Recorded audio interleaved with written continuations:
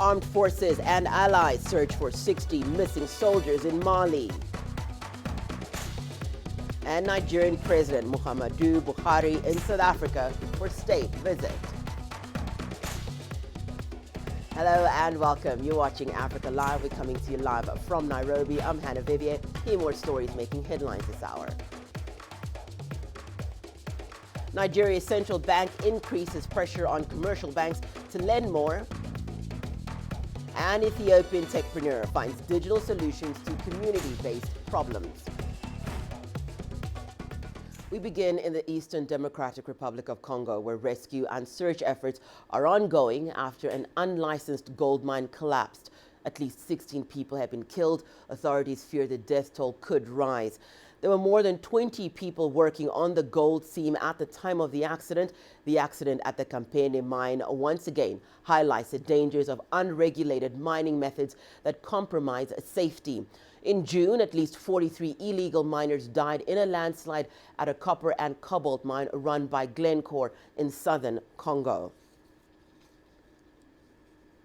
Well, we're now joined by CGTN's Chris Ochamringa in Kinshasa and Matthias Muwindi, an independent political risk analyst based in Nairobi, specializing on the Horn of Africa and Great Lakes region, to discuss this story more. Chris, thank you so much for joining us. Let's just start with you, Chris.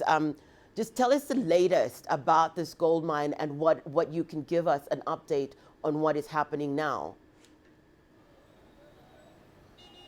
Well, authorities in Campene town, where this incident happened, have found 4 other bodies, which has brought the death toll to 19. They're saying they were women and children, along with other men. They have so far got 15 bodies of men who died and 4 women. And the authorities there have also said that there are 45 people who are trapped in that excavation area. Search and rescue teams are working hard to try and find other survivors, but the situation is very, very tough because they do not have enough gear to rescue some of those people. So officials from the capital here in Kinshasa are sending a team of experts to try and beef up that team that is working hard to try and rescue some people who may still be underneath the rubble there. Thank Hannah? you so much for that, Chris. We're going to come back to you in a moment. Matthias, just speak to us about the problem. This is not the first time that this has happened, and what has happened in the DRC now. So just give us some insight on what you believe the problem to be. Like you mentioned, this is not the first time it's happening. We had a similar incident in June this year, about 40 people who died. It shows you there's a persistent problem in DRC in terms of enforcing safety regulations in the mining sector. And when you look at even some of the large-scale mining concessions in the country, including run by multinational corporations, some of those mining sites are not securely. And the other thing is that the armed forces in DRC, the security forces in DRC are dealing with a lot of other security challenges. There is armed conflict in the east, there are government institutions to protect. So you find the security forces in DRC are overstretched across the country. They cannot police each and every of those mining sites. And of course, there's widespread artisanal mining in DRC, which is unregulated. Chris, we're coming back to you now. How has the government reacted to the tragedy, and how is the rescue mission going to play out now? First of all, the government expressed its condolences to the families of the people who died, but it also condemned this action of mining in illegal areas. It's a very common practice in the DRC because most of these areas in the east and southeast of the DRC, which are rich in minerals like gold, diamonds, coltan, have very many people who are unemployed. And so mining, is the most lucrative business for them. They prefer, mining in these illegal areas, to get some quick money other than farming, which they used to do in the past. And so the authorities here have had meetings this morning, and they have sent a team of experts over there to try and help with the search and rescue efforts. But, they have always been warning people and sending in troops, military and police, to stop them from mining in these illegal areas because, they don't have protective gear, and these areas, it's very risky, digging very deep underground, without any protective gears. But the people say, look, they would rather risk because they don't have any alternative source of income. And so it's a very big problem that the DRC government is now going to sit down and find a solution which they hope will last. Hannah? Matthias, let's come to you. Thank you so much, Chris. Matthias, let's come to you. He's just spoken about what governments need to do. And it's not just the DRC that I think is going to have more of this conversation now. But what do you think that governments and also mining companies need to do across the continent? It is a prevalent problem across Africa, and when you look at, we have had similar incidents in Chad, in Rwanda, and in Zimbabwe. What these governments need to understand right now and start addressing is the issue of artisanal miners. Most of the people who are dying are not the formal miners working for the big companies, it's the artisanal miners. So they need to enforce the safety regulations by anybody involved in artisanal mining. They need to assist any of those miners if the governments are able to do that, so that at least they can have some secure equipment for them to engage in that activity. The second thing is that the companies, the large-scale mining companies operating in some of these regions need to have very robust corporate social responsibility programs, because if they have those, they could address some of the social drivers driving these people to start engaging in illegal mining in their concessions. Because if they don't do that, most of these accidents are happening in their premises, and they are the ones who are getting the bad reputation. The final thing is that governments in Africa need to stop focusing too much on the taxes and royalties coming from the large companies. They need to look at the poverty issues, which are pushing most of their citizens to take very risky ventures like artisanal mining, which at times can happen in tragic circumstances like what has just happened in the DRC. Well, thank you so much for joining us, Matthias, and giving us some of your insight. Thank you so much, Matthias. Thank you so much to Chris Ochamringa, our own, and he is in Kinshasa, and he was speaking to us about that accident that just took place, and that was our leading story for the hour. Well, let's now turn on to Mali, where the search is ongoing for the missing 60 soldiers. On Wednesday, the country faced its worst jihadist attack in 7 years. At least 25 soldiers were killed and a large quantity of arms were stolen by militants. 11 of the missing soldiers have returned to base, while Allied forces and the Malian army search for their comrades. Relatives of the missing soldiers took to the streets of Bamako to voice their frustrations. CGTN's Astatal has more. Mali's President Boubacar Keïta announced 3 days of mourning after the country faced the worst jihadist attack in 7 years. But here on the streets of the capital Bamako, relatives of the missing soldiers felt angry and frustrated. Hundreds gathered outside the military hospital looking for answers. The reason for the gathering is our extreme discontent. We have not faced such tragedies since the beginning of the insurgency. That's why we are here, to express our discontent. Jihadists had been subdued in the country's north with the help of French forces. The fight has now spread to central Mali, with militants further inflaming resentments between ethnic groups. The attacks on the camp in Bulkesi and Mondoro have highlighted the growing risk.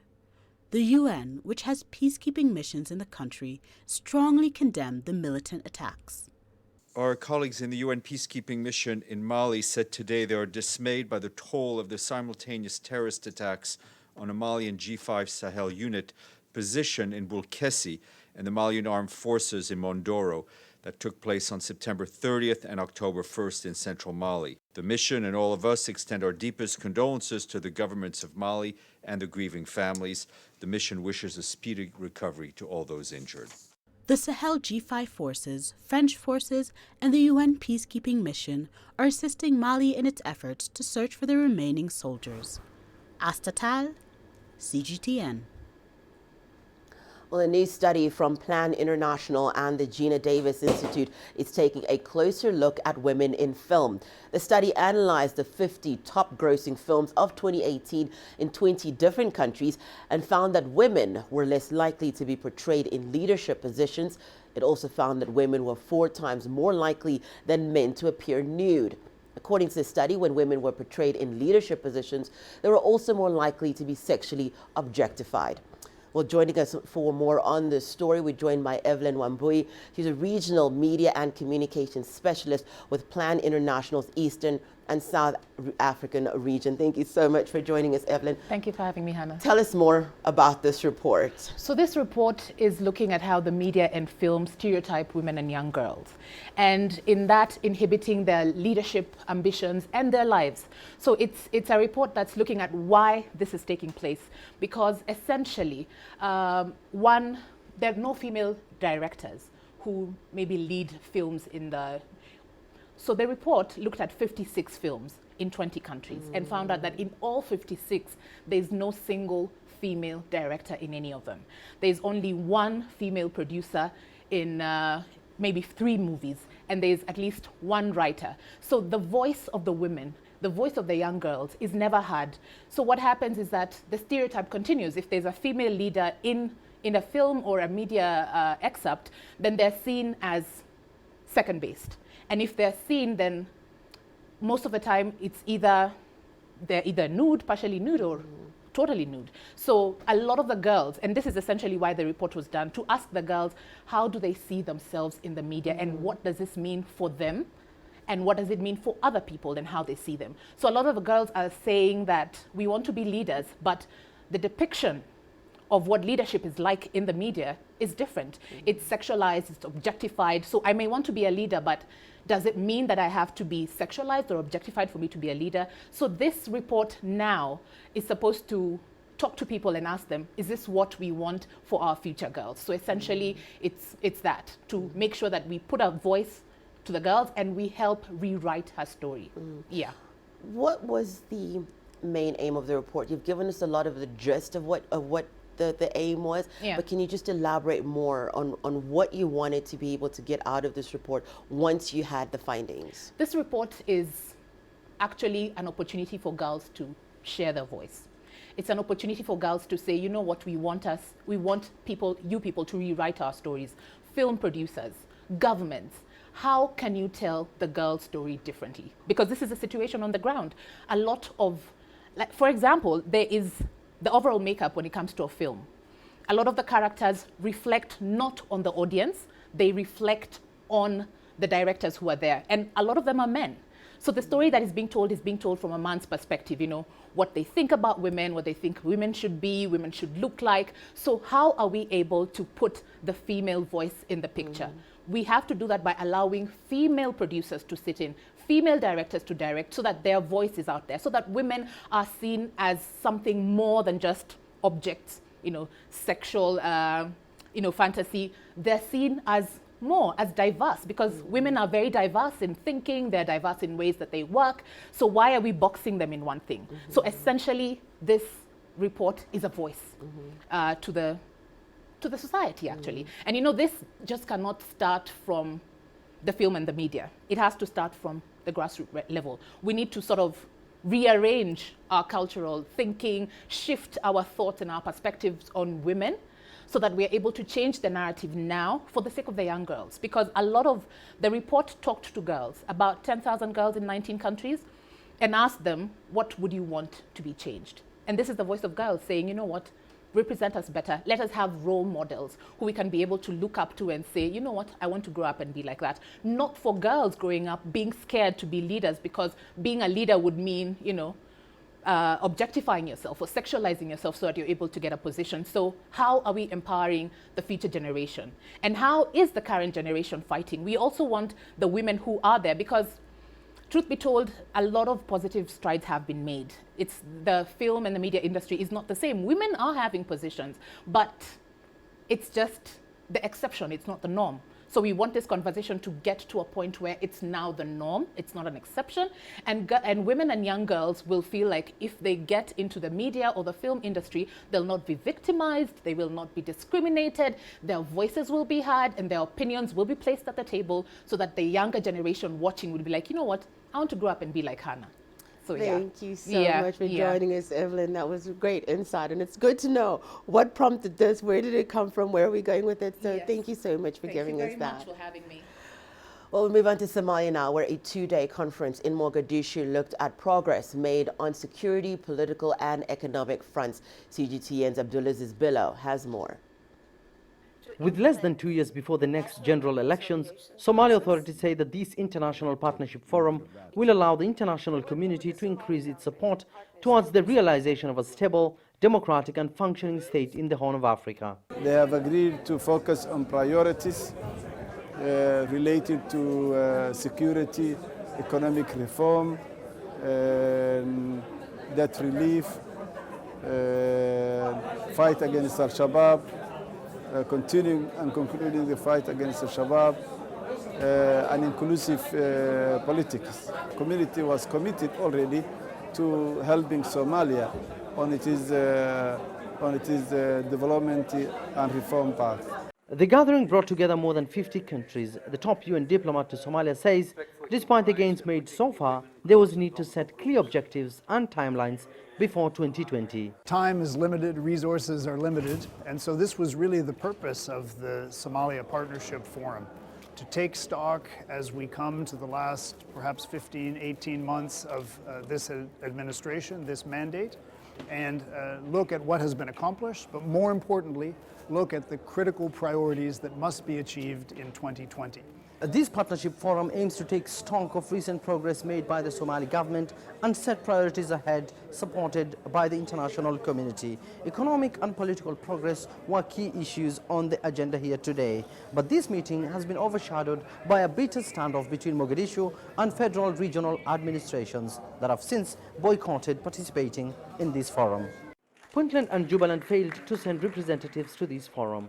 Months of tension between the central government and regional administration has threatened to create new political instability. Last month, the central government refused to endorse Ahmed Mohamed Islam's re-election as the Jubaland leader. It has instead called for fresh polls to be conducted in a transparent manner. Meanwhile, the international community meeting at the heavily fortified airport compound say they remain committed to ensuring that recent gains made are not reversed. This was about reinforcing existing partnerships and reassuring the government that its international partners will be steadfast in support in the coming years. Security was tight in Mogadishu during the two-day conference. On Monday, Al-Shabaab targeted a European Union convoy in Mogadishu and an American army base in Balidogle, some 100 kilometers northwest of Mogadishu. A stark reminder of some of the pressing challenges facing the Horn of African nation. Abdul Aziz Bilo, CGTN, Mogadishu, Somalia. In South Sudan, the deadline to form a unity government is a little more than a month away now, but signatories to South Sudan's peace deal have made little progress in terms of unifying a national army and drawing internal boundaries.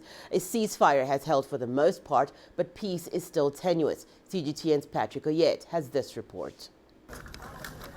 It is now only a month to the scheduled formation of a unity government in South Sudan. However, an opposition group led by designated Vice President Riek Machar says a lot of work still needs to be done before a new government is formed. We are looking forward to a peaceful settlement of our conflict, and that we have two issues to overcome. That is the security arrangements and the issue of the number of states in this country. South Sudan's President Salva Kiir says all is set for the formation of a unity government. He warned that those opposed to the formation of the new government might be left out.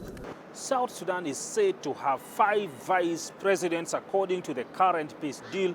Each of them would represent a different party. Experts warn that if any of the groups is left out, then peace deal could collapse. The United Nations mission in South Sudan says the international community now wants to see progress in implementing the peace deal. But there's no reason that a transitional government can't take up that unfinished business and continue it on. I think it's very important that we maintain the momentum of the peace process. The United Nations mission in South Sudan says it is willing to help provide security to refugees who would be willing to return to their homes, but that will only be possible if a new government is formed. Patrick Oyet, CGTN, Juba, South Sudan. It's time now for us to take a short break and return. More news, including Kenya to roll out human papilloma virus vaccination program. And Johannesburg plans on growing its urban forest.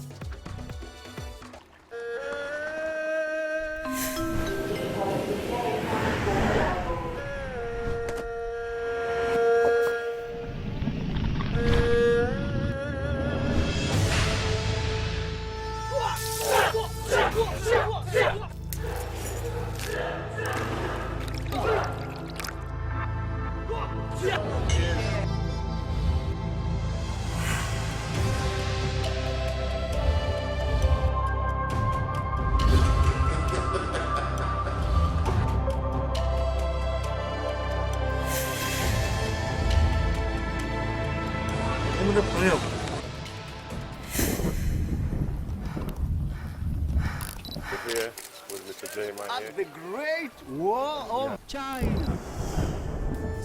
Ni hao.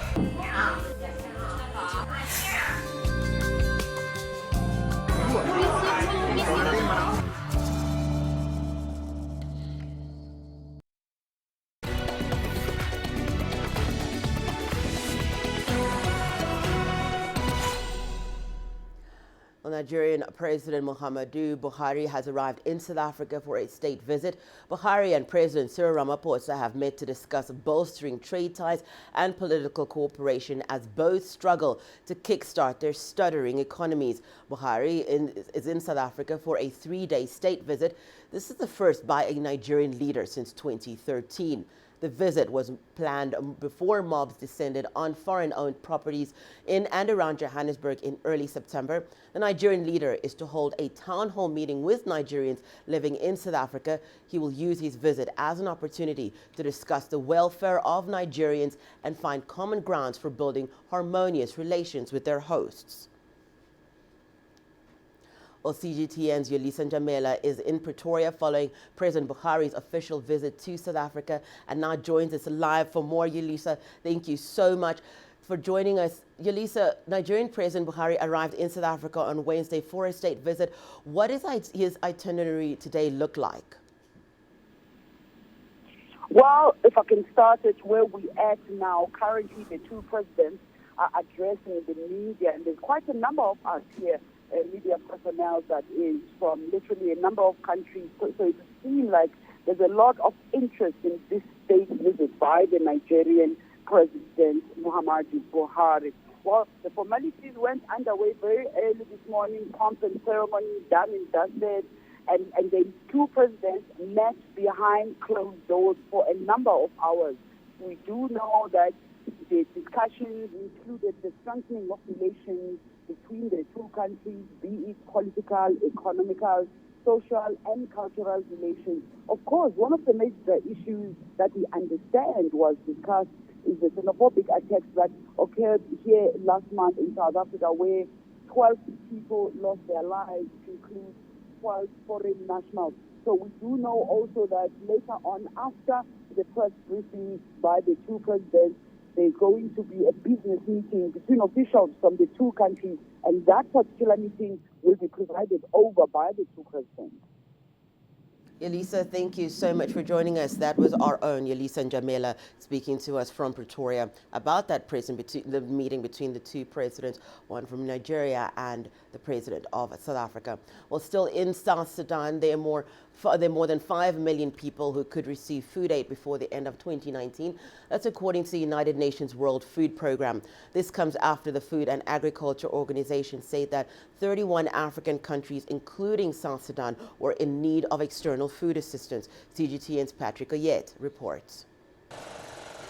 The United Nations says more than half the population of South Sudan is food insecure. 6 years of civil war with its resultant displacement means farming has virtually stopped. The WFP is scaling up. We are ramping up our response to meet all these needs. Our intention is to reach 5.1 million people by the end of the year with vital, critical food assistance that will help them carry through these tough times. More than 180,000 South Sudanese people are still displaced within the country.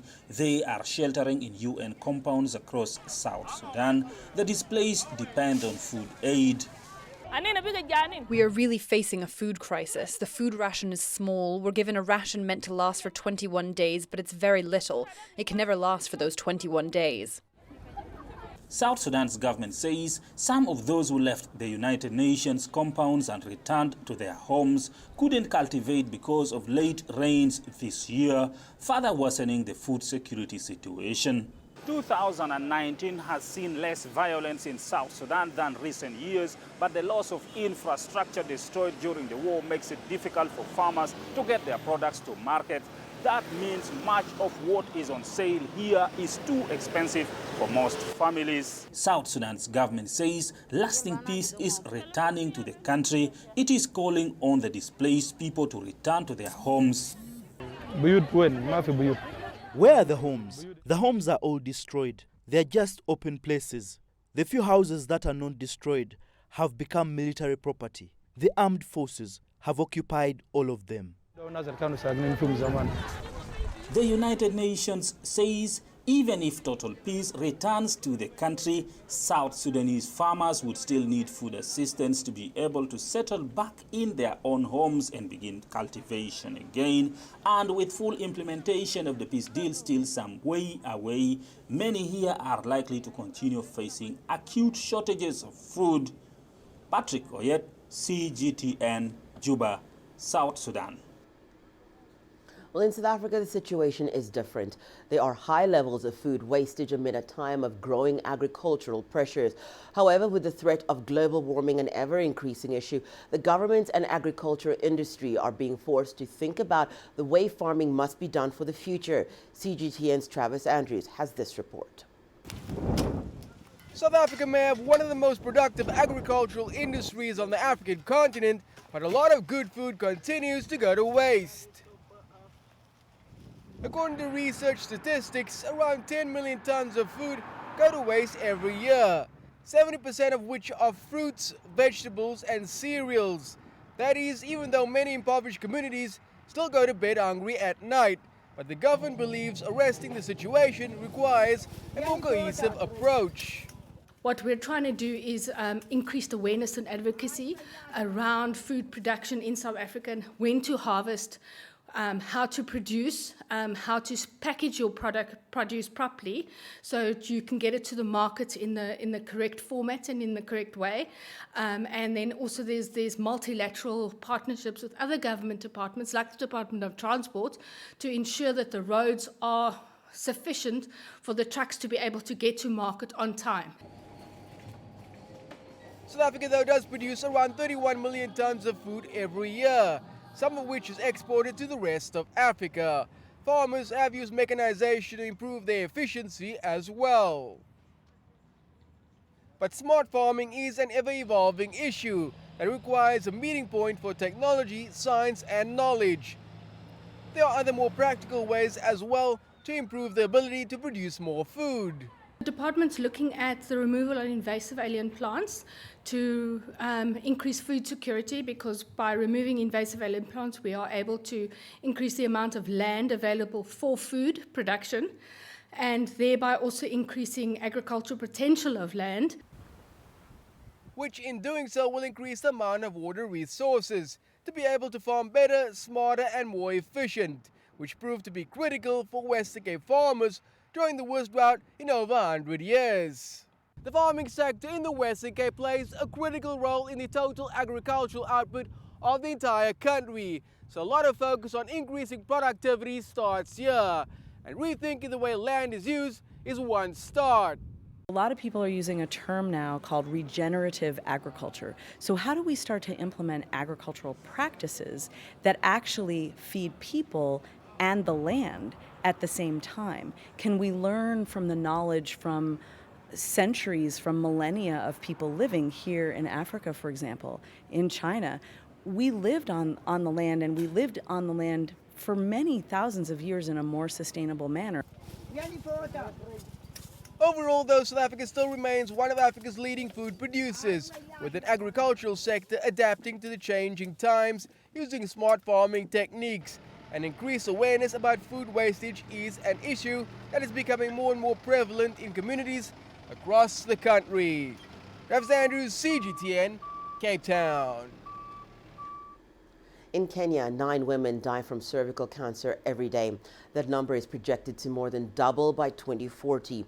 The country is set to roll out a nationwide vaccine program for human papilloma virus. This is aimed at targeting approximately 800,000 girls who are 10 years. The HPV vaccine has been rigorously tested and demonstrated to be safe. Since 2006, more than 270 million doses have been distributed worldwide. Rwanda was the first country within our neighborhood to introduce the vaccine in the routine immunization schedule from the year 2006. As I speak today, Rwanda is talking elimination of cervical cancer, with HPV vaccine being the pillar of that drive. We are just about to start the journey, and we need to be able then to catch up. If not for ourselves, for our sisters, for our mothers, for our daughters and the future generations to come. We see 40 per 100,000 women. If you put it in a number of cases per year, it's about 5,200 every year. And every day, about 9 women will die from cervical cancer. So we are having the highest burden globally. Well, Johannesburg is one of several cities that has planted thousands of new trees. Trees could be the cheapest way to reverse global warming and remove harmful pollutants from the air, especially in urban areas. This year's theme is Forests and Sustainable Cities, and it comes amid calls by teen Swedish activist Greta Thunberg to plant more trees. CGTN's Julie Shire reports. Johannesburg is among South Africa's most polluted and densely populated cities. It is also home to one of the planet's largest urban forests. The city joined nationwide Arbor Month activities to plant around 40,000 trees. The more we plant is the more we take care of the environment. These trees will definitely reduce the amount of carbon emissions that we have in the city. Because we know in the city life, we've got a lot of cars, a lot of buildings. And having trees planted around us, it will make a huge difference. South Africa is focused on planting native species to save water and protect against foreign pests like the shot-hole borer, which is threatening Joburg's canopy. In the wake of the PSHB that is attacking most of our trees in the city of Johannesburg, we decided to use 2 different species. The Celtis africana, white stinkwood, which is a deciduous tree. It actually loses leaves during winter. And then we also planted Combreatum eriphalium, which is also an indigenous tree, but it's an evergreen tree. Most of the new plantings are being done in poorer and informal areas which have been neglected in the past. We created 75 job opportunities for people just here in Riverside View to help us to plant the trees. The maintenance includes pruning, creating of water bowls. We've got water tanks that go around on a daily basis to water the trees. Johannesburg has around 10 million trees, and it plans on growing its urban forests by planting 100,000 more in the next 10 years. Judy Shara, CGTN, Johannesburg, South Africa. Well, it's time for a short break now. When we return, your business news, including Nigeria's central bank increases pressure on commercial banks to lend more, and why Uganda's attempts to grow its local textile sector are yet to bear fruit.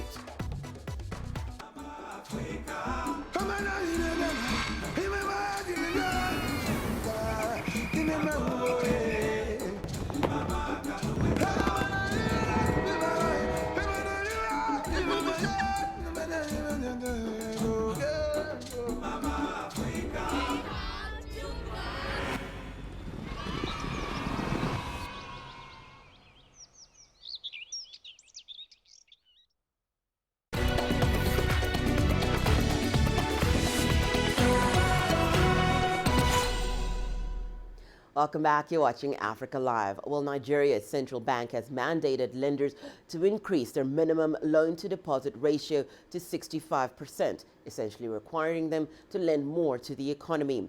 The directive comes just 3 months after the Apex Bank announced a similar hike, raising the ratio from 55% to 60%. The requirement takes effect immediately, and those who fall short by December this year will have to maintain higher cash reserves. Economic growth in Nigeria slowed to an annual rate of roughly 2% in the 3 months to the end of June. The decline comes as the West African economy struggles to shake off the effects of a recession it escaped 2 years ago. The U.S. Department of Justice has closed its inquiry into Royal Dutch Shell over the 2011 $1.3 billion acquisition of a Nigerian offshore oil field. Shell and Italy's Eni are currently on trial in Milan on graft allegations revolving around the acquisition of the OPL 245 oil field. On Tuesday, Eni said the department had closed its investigation into Eni over alleged corruption in the OPL 245 case, as well as a separate case in Algeria. The Department of Justice says it based its decision on facts available to its office, as well as ongoing legal proceedings in Europe. Well, Uganda's attempts to breathe life into its textile and fashion industry remain shaky. Imported second-hand clothes dominate the sector and are still very popular in the country. Efforts to ban used clothes or increase tariffs on the importation threaten to sour trade relations with countries like the U.S. and had to be reversed. Take a look at these details. Uganda, like most East African nations, has a thriving second-hand clothes market. The clothes come from charity shops and thrift stores in Europe and the United States. Occasionally, they're in such good condition that an original price tag is still attached. Many argue that apart from providing quality products, the sector creates employment for Ugandans. Rose Natabi has been selling used clothes at various markets in the city for over 5 years now. The clothes sold in shops here don't last long. The fabric is washed only once, and after that, tears. These used clothes are durable. They've already been used before, but they're better than most made here in Uganda. The second-hand clothes trade is common across Africa, with Ghana, Tanzania, Benin, Uganda, and Kenya among the biggest markets. While traders say the business provides a practical solution for low-income earners, critics argue that the practice prevents Africa from building its own industry because it's flooded with cheap imports. If at all second-hand is still banned from the country, it would also be amazing. It would help out in one way or the other, because at times there are things that are imported into the country, yet there are things we can do as designers, as people in the country. Other than just clothing, lots of things are imported. And yet these are things that can be produced, which makes the citizens lazy. It makes people stay comfortable because they know, we shall get this. The used clothes business is said to be growing in Africa, partly because of the U.S. African Growth and Opportunity Act, or AGOA, which allows African nations to export to the United States without duty. The agreement also sees the continent importing second-hand clothes from America. Kenya, Tanzania, Rwanda and Uganda all increased duties on used clothing and shoes in 2016 to nurture their local textile industries. But in March 2017, the Secondary Materials and Recycled Textiles Association, a trade group representing U.S. used clothing exporters, filed a petition arguing that the increase violated AGOA. Though they contested SMART's assertions, Kenya, Tanzania and Uganda all backed down and agreed to roll back the duty increases. But Rwanda refused, and as a result, the country's right to export clothing duty-free to the United States was suspended.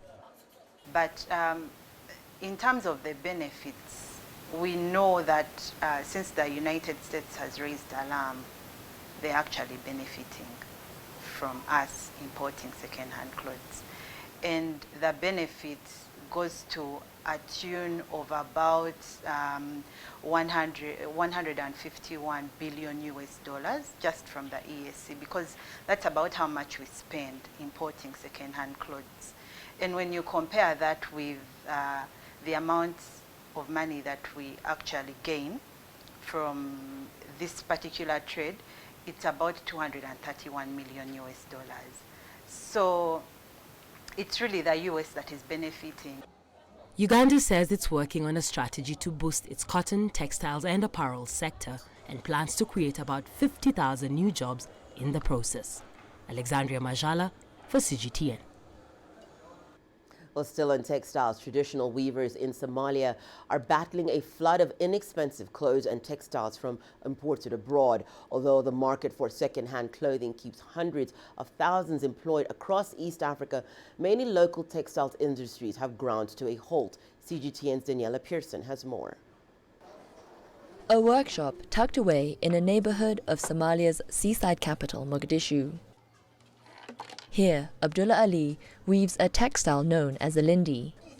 There was a time when this traditional fabric was favored by Somalis of all ages and backgrounds. But now, younger generations are adopting Western styles, and cheaper textiles can simply be imported from abroad. Second-hand clothes from Europe and the US have also flooded the market, leaving handloomers like Ali with an uncertain future. I have been working on this craft for 40 years. I only earn a total of $2 each day. I do not know what to do with that money because it is not enough. I have bills for my family, and if one of my kids were to get sick, I cannot buy medicine for them.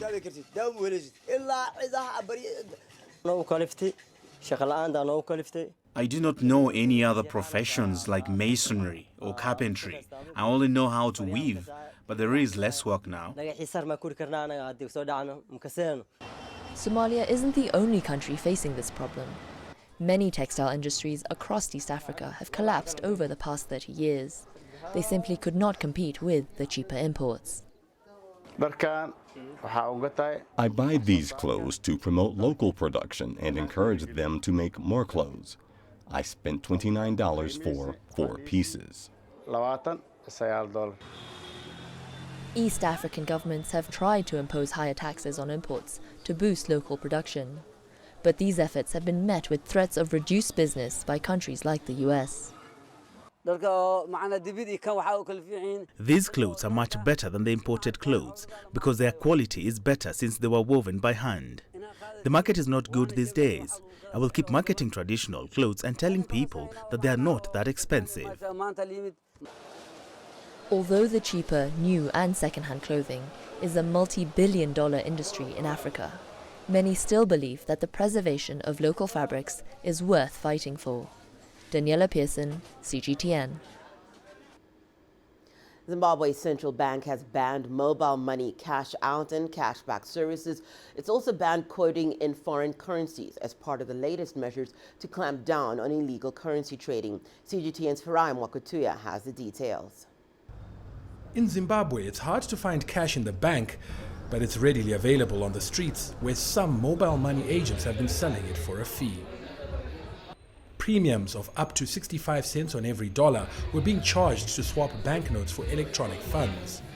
That thriving but inflationary trade is what monetary authorities are seeking to halt by banning the mobile money services. They need to be closed down because they don't do any work, yet they want a bigger share of my money, which I sweat for.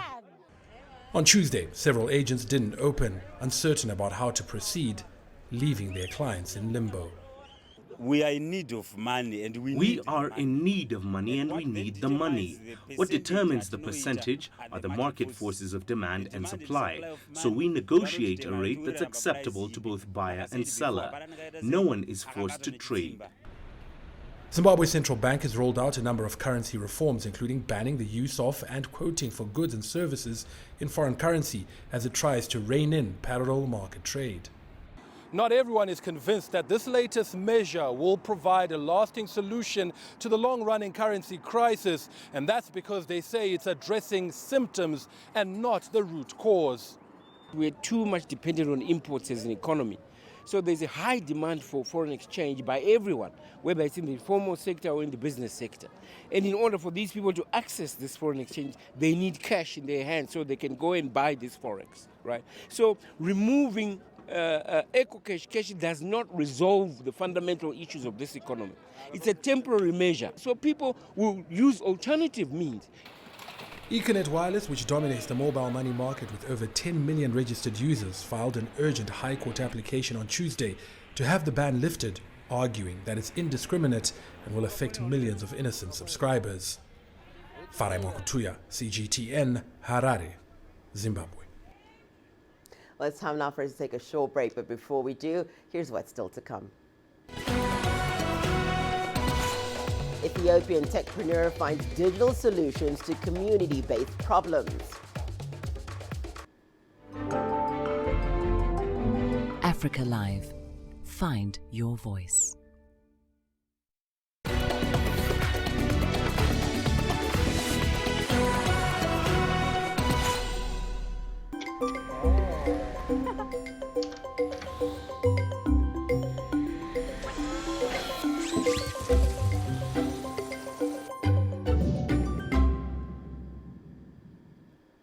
Welcome back. You're watching Africa Live. Well, next up in our Social Startup Africa series, we meet Bethlehem Desi, a female techpreneur in Ethiopia. While it wasn't part of her plan to withdraw midway through her software engineering course, she's now found her calling to spreading the tech gospel. Today, she works with Ethiopia's youth to find technological solutions to community-based problems. Hello, my name is Bethlehem Desi. I have been a tech educator for the past 3 years and a tech entrepreneur since I was 9 years old.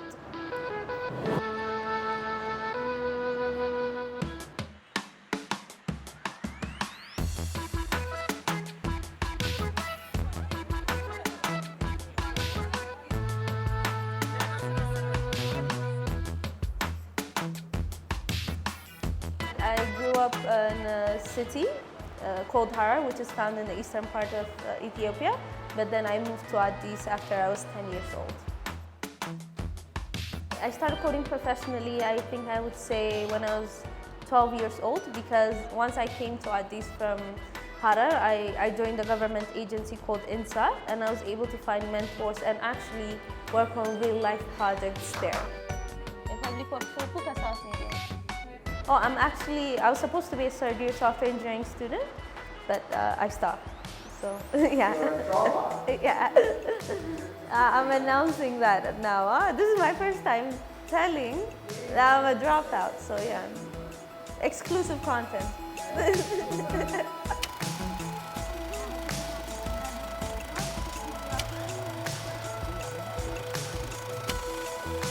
When I was still in Harar, I was like 9 years old, and then I was trying to celebrate my birthday. So I asked my father for some money, but he was busy. So what I did was I edited some videos, I copied some music to people's phones, and I made some money. So I figured this is something new. I can also make some money out of it. So I figured this is something I should really learn. So it was at a very early stage. Everyone was trying to get into computer and technology. So I thought having the first mover advantage would be great. So that's when I first figured that I will be using tech and be involved in the tech scene.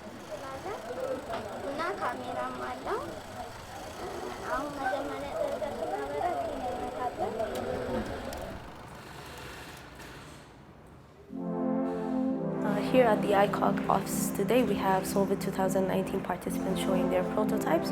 Solvit is a nationwide innovation competition happening in 15 cities in Ethiopia. For the past 3 months, we've been trying to explore different techniques of growing a plant using hydroculture. Hydroculture is the growing of plants without the use of soil. So after conducting a lot of research and speaking to many experts, we've decided that aeroponics is the best technique for us. So as comparing to aeroponics with the traditional way of growing plants using soil, aeroponics is the use of nutrient solutions instead of the nutrients in soil. So there's no soil, there's no pests, anything disease related to soil and any other stuff. In addition to that, the lighting system is also powered by itself, so sunlight is not really mandatory.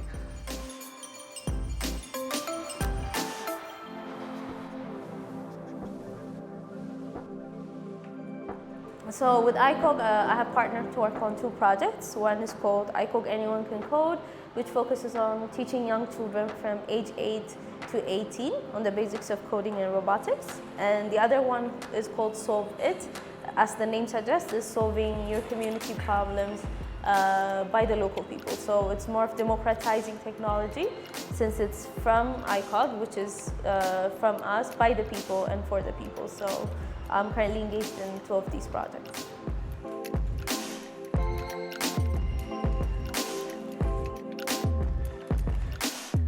The reason that we started, of course, to educate and build the human capital, not only in Ethiopia but in Africa, but also the other thing that we saw is the technology bias that is being created, because especially not a lot of women are involved, and also not a lot of people of color. So when you see AI development and robotics development, it's usually limited to people who are living in the Western countries, and usually men. So we wanted to find a way so that we'll be able to educate and build the human capital in AI and robotics, so that these people of African descent can contribute to these technologies. We're not only trying to teach children how to be computer scientists, but to be innovators and be problem solvers. So,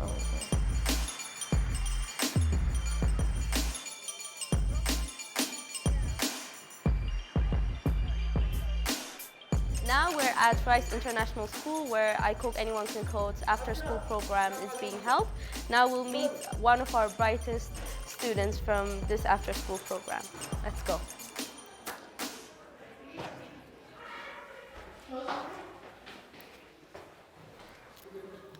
My name is Soteria Dawit. I'm 12 years old. I learn in ICOG as an after-school program, and I've learned how to code in a simple way. Now, the thing I really enjoyed making in ICOG was when I made a project from my mother for my graduation in ICOG. I made a simple, but it was kind of difficult to make.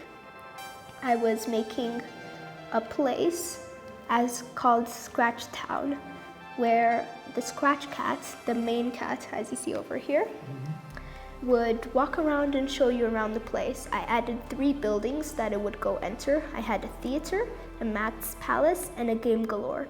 In these 3 places, you would do 3 different things that were really amazing.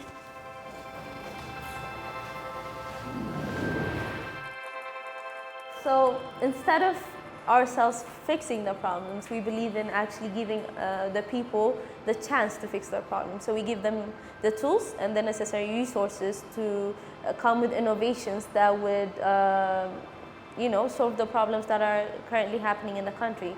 Ethiopia has a population of around 110 million people. So there are 110 million and even more problems. So we believe that educating the youth and helping them come up with their problems and helping those problems change to businesses is what we're trying to do, instead of solving the problems directly.